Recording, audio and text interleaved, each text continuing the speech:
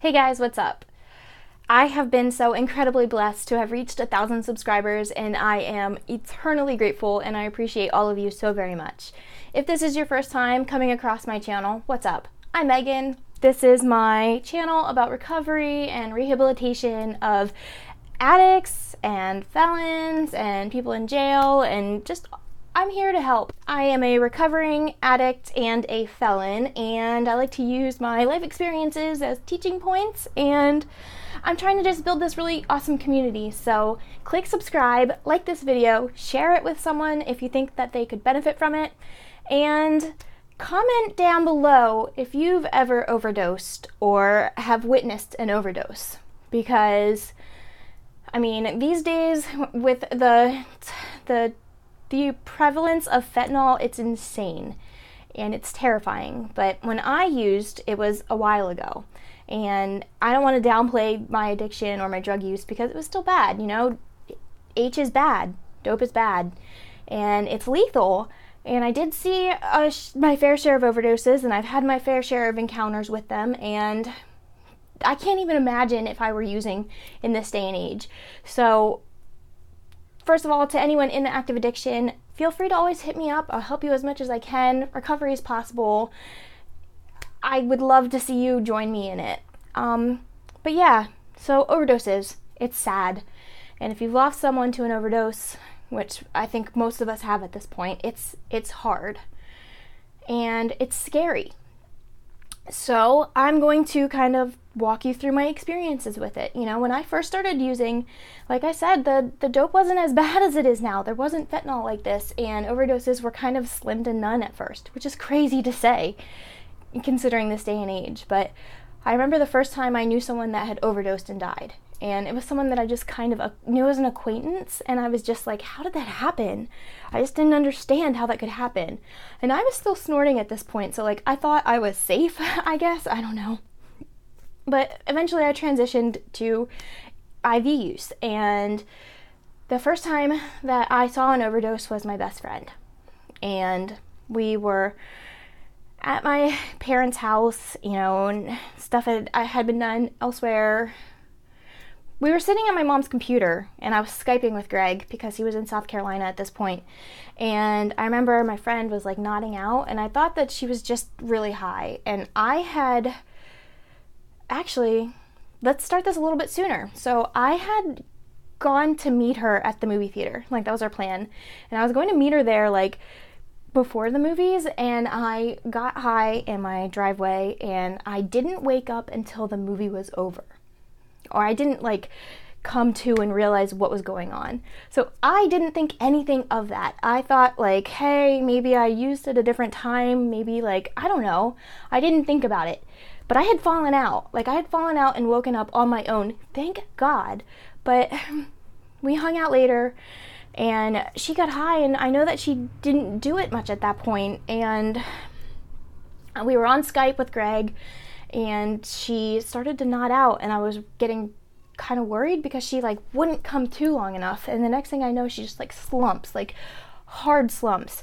And I'm like, fuck, because I didn't want her to die, but I knew that this was going to come back on me in some way. And it was my fucking fault too. You know, like I was a participant just like her. And I made sure that all of this stuff was hidden. And I ran upstairs and called my mom. I wish that I could be like, I told her that we got high.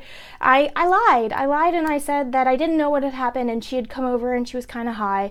And I hate to say that, like, I almost pushed it off on her, but it wasn't her, it was us. And I made her call 911, and they got there, and I was so fucking afraid to say that she overdosed on H, and I was like, she does this occasionally, and I don't know if this is what it is. Like, bitch, I could have killed my friend. I could have killed my friend because I was afraid about what would happen to me. Like, how could I not see that, like, she was dying in front of me, and I was too afraid to just be like, she needs Narcan. They revived her, thank God. We went to the hospital. I went there, and I saw her, and I saw her mom, and I just hated myself. I hated myself so much at that point because I love this girl. Like, she's like my sister. and I watched her die in front of me, and thank God she got brought back. The next time I saw an overdose was another friend that had been living with me for a while, and she was at a hotel, staying in a hotel, and Greg and I went to visit her. And I'm going to be real about this because I feel like it's important for me to be transparent about this. And she knows what happened. I mean, obviously I know what happened. So she fell out. She overdosed in front of us, and I got scared. Because, you know, the Good Samaritan law, like, you don't know if that's actually going to work. You don't know what's going to happen when all this stuff is laying out. So I picked up all of her stuff and tried to, like, hide it, or I took it with me, or I don't remember what we did with, like, her needles and stuff, but we didn't let that there. And we called 911, and we said that she overdosed in this room and blah, blah, blah. And then, being the piece of shit that we were, we took her fucking money.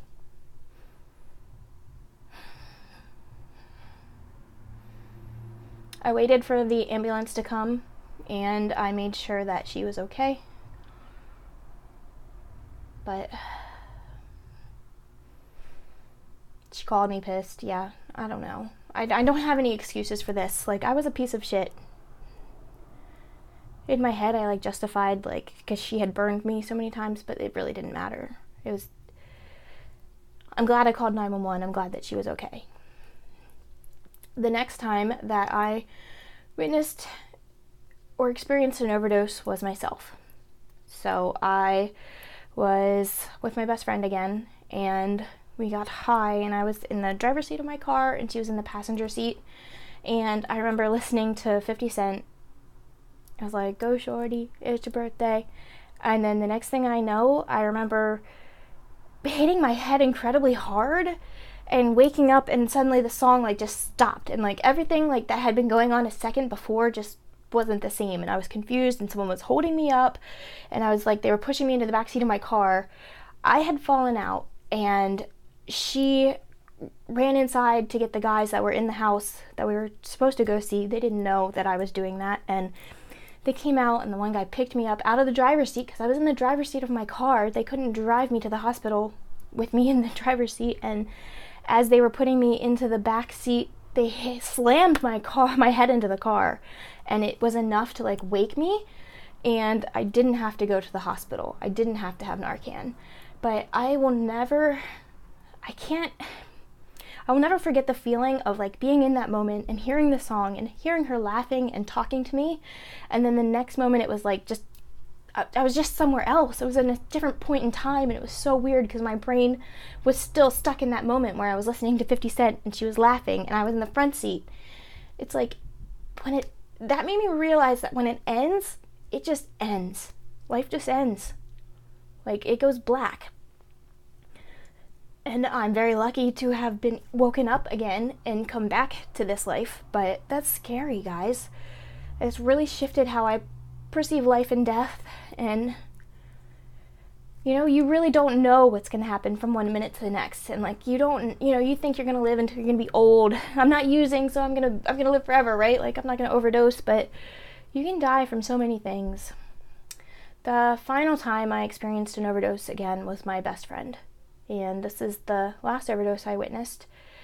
And we picked up, got high, I was driving in the car, and she was in the passenger seat, and I just saw her slump, and I knew right away. She's overdosed 7 times, and I love her. She's in recovery and doing so well for herself, and I'm so proud of her. But I remember just driving to the hospital as fast as I fucking could, and I was just hitting her.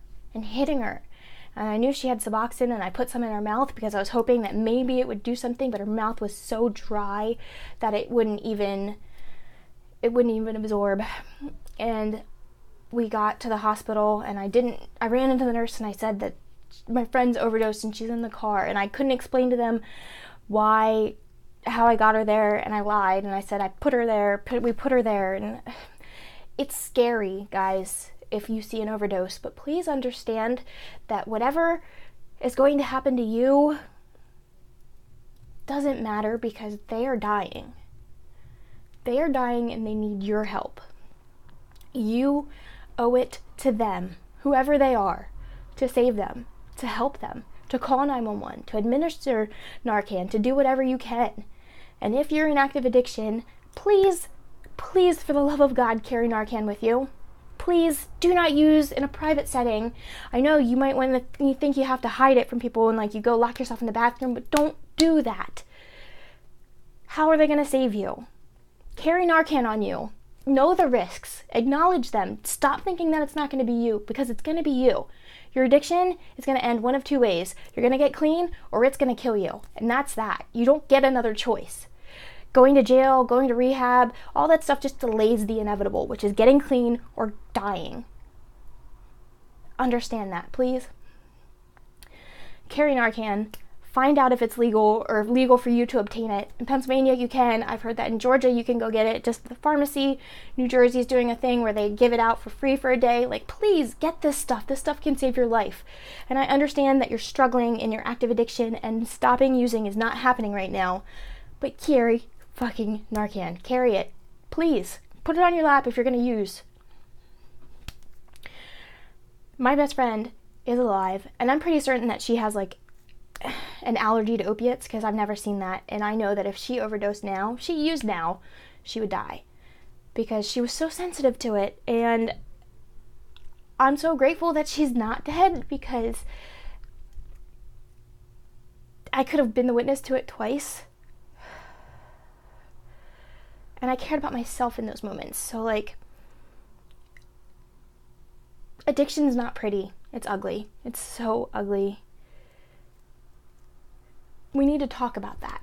I don't really know how to end a video like this, you know? It's a hard conversation, but we have to have it. We have to talk about these scary situations. We have to talk about the ugly truths about addiction. We have to talk about the selfishness that an addict feels, you know, about protecting yourself and making sure that you can get high. But you need to understand that if you are with somebody else, if you want them to save your life, you better save theirs too. Stay up, stay strong, stay clean. I'll see you in the next video, guys. Bye.